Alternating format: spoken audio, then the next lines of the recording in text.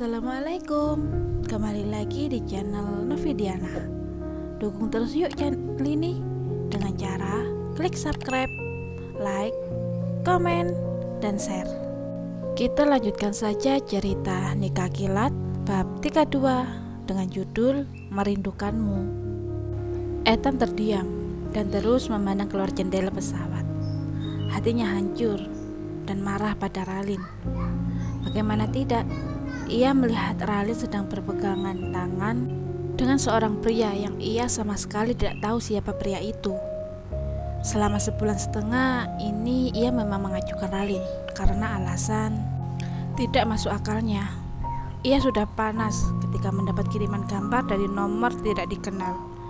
Dan hari ini ia melihat sendiri Ralin sedang berpegang tangan dengan pria lain.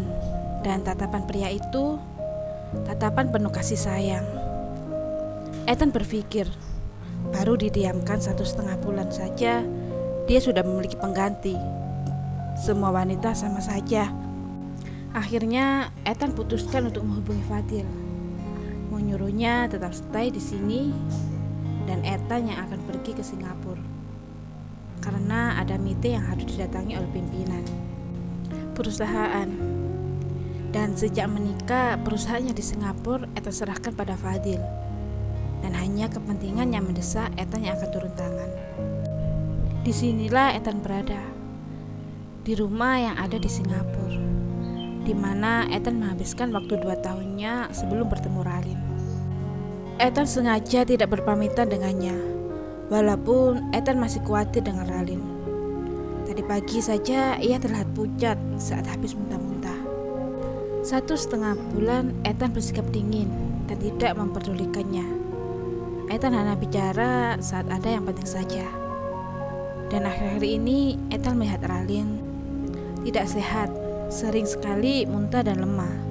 Sebenarnya ia ingin sekali bercerita semuanya, tapi dia takut jika Ralin tahu Ralin akan pergi karena masa lalunya, yang semua orang bahkan tidak akan berpikir seperti itu. Ketakutan Ethan yang membuat Ethan bersikap dingin pada Ralin, yang akhirnya membuatnya sedikit menjauh. Ethan mengabari Fadil bahwa ia sudah sampai di Singapura, dan apa yang Ethan dapat? Fadil memarahinya karena tidak berperhatian pada Ralin. Dia berkata bahwa Ralin sakit, terlihat dari wajahnya yang sangat pucat. Ya, Ethan tahu, tapi Ethan masih ingin sendiri mengobati luka hatinya. Sudah seminggu Ethan pergi tanpa kabar. Ralin duduk diam di dalam kamarnya. Ia selalu memeluk baju kerja Ethan. Ia merindukannya, merindukan Ethan. Dan akhir-akhir ini juga selera makannya mulai menurun.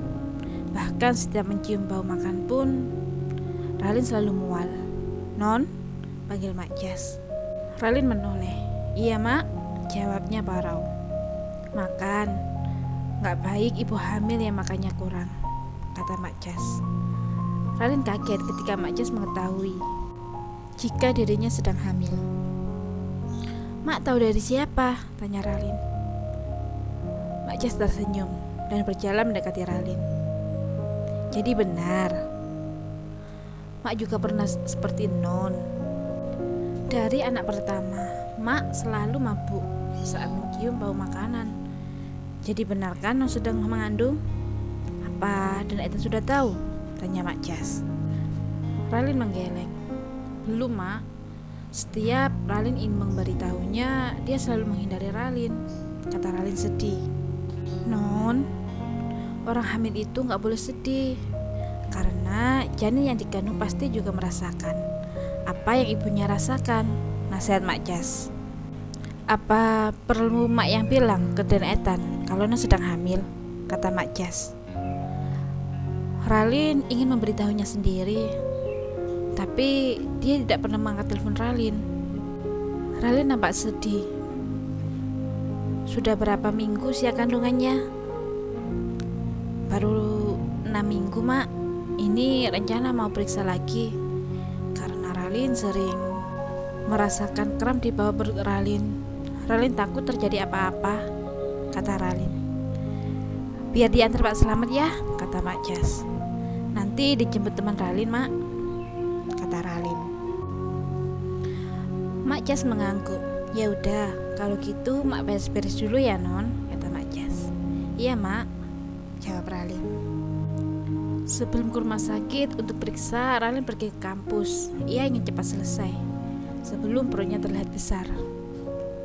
Suamimu belum tahu kamu hamil? Tanya Bila. Ralin menggeleng. Kenapa gak kamu kasih tahu? Tanya Bila. Ethan selalu sibuk, ini aja keluar negeri dia. Gimana aku kasih taunya? Kata Ralin. Ponselmu mana? Ada kan? Tanya Bila. Iya, ini ponselku, kata Ralin. Ya udah, kasih tahu dia lewat telepon, susah amat, gerutu Bila. Ya, kalau direspon Bil, aku tiap malam udah telepon, tetap saja nggak diangkat, batin Ralin. Ya nanti aku kasih tahu dia, kata Ralin. Setelah selesai kuliah, Ralin dan Bila segera berangkat ke rumah sakit untuk periksa kandungan Ralin. Eta masih mendiamkanmu? Tanya Bila. Ralin mengangguk. Bila hanya bisa menghela nafasnya. Ia tidak bisa berbuat apa-apa karena ia tidak mau ikut campur urusan keluarga Ralin. Bila, aku merindukannya, kata Ralin. Aku tahu, tapi kamu harus kuat. Di sini ada kehidupan baru yang harus kamu jaga. Jangan terus bersedih, kasihan dia, kata Bila sambil mengelus perut Ralin. Ralin mengangguk mengerti. Sekarang ia juga harus memikirkan janinnya. Ia tidak boleh sedih demi calon anaknya. Ralin, hei, ngapain kamu di sini? Tanya Risa, yang kebetulan periksa kandungan sebelum ia menikah dengan Fadil. Saat keluar dari ruang periksa, ia melihat Ralin sedang duduk di ruang antrian. Kak Risa, kakak ngapain di sini? Tanya Ralin. Kakak periksa kesehatan kandungan kakak. Kamu tahu kan, bentar lagi kakak menikah, kata Risa. Oh iya, Kak Risa, ini sahabatku Bila. Bila, kenalin ini Kak Risa. Mereka bersalaman. Ngapain di sini? Siapa yang hamil? Tanya Risa. Karena ini adalah ruang tunggu khusus dokter kandungan. Periksa kehamilan, Kak. Ralin sudah 6 minggu, kata Bila. Benarkah? Tanya Risa dengan mata berbinar. Ralin mengangguk dan tersenyum. Selamat ya. Ethan sudah tahu? Tanya Risa. Lagi, wajah yang ceria kini nampak murung.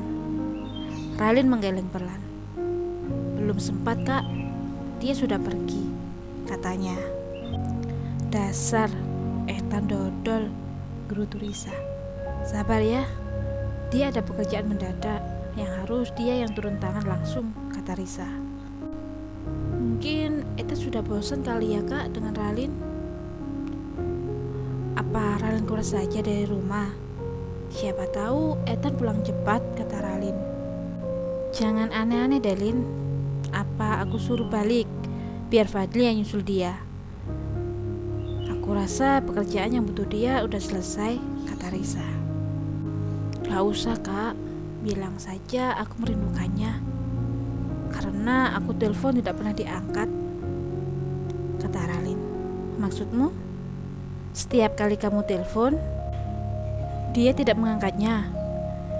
Dasar dodol banget sih jadi orang, kata Risa kesal. Lin, ayo namamu dipanggil, kata Bila. Lin, boleh kakak ikut? Tanya Risa. Tentu Kak, ayo, ajak Ralin. Ralin masuk disambut dengan senyuman Vian. Selamat sore Ralin. Bawa rombongan, goda Vian. Hehehe, kebetulan ketemu tadi Bang. Dia Kak Risa, sahabat suami Ralin, kata Ralin. Vian mengangguk. Kita langsung saja ya. Mari kita langsung USG, kata Vian. Risa fokus melihat kedekatan Ralin dan Vian. Loh, dokter ini bukannya pria yang di foto itu, batin Risa. Lihat dan dengarkan detak jantungnya, kata Vian. Risa yang dari tidur sibuk dengan pikirannya segera menoleh dan melihat monitor. Ia bisa melihat 2 kantong janin. Kembar? Tanya Risa. Iya, Ralin mengandung bayi kembar. Dan kemarin kamu bilang kan ada keluhan? Dengan perutmu yang terkadang terasa kram, tanya Vian. Ralin mengangguk. Iya bang, makanya Ralin minta periksa hari ini. Kan seharusnya masih 2 minggu lagi kan? Ralin balik periksanya, kata Ralin. Ya udah, mari abang kasih resep, kata Vian. Ralin beranjak dan duduk di depan Vian. Kamu terlalu stres dan banyak pikiran. Abang sudah pernah bilang kan, jangan terlalu banyak pikiran, karena itu akan berdampak pada janinmu nanti. Apa mualnya masih? Tanya Vian. Ralin mengangguk. Masih, malah tidak hanya pagi, malam pun muntah, kata Ralin. Iya, itu biasa. Kamu mengandung 2 bayi.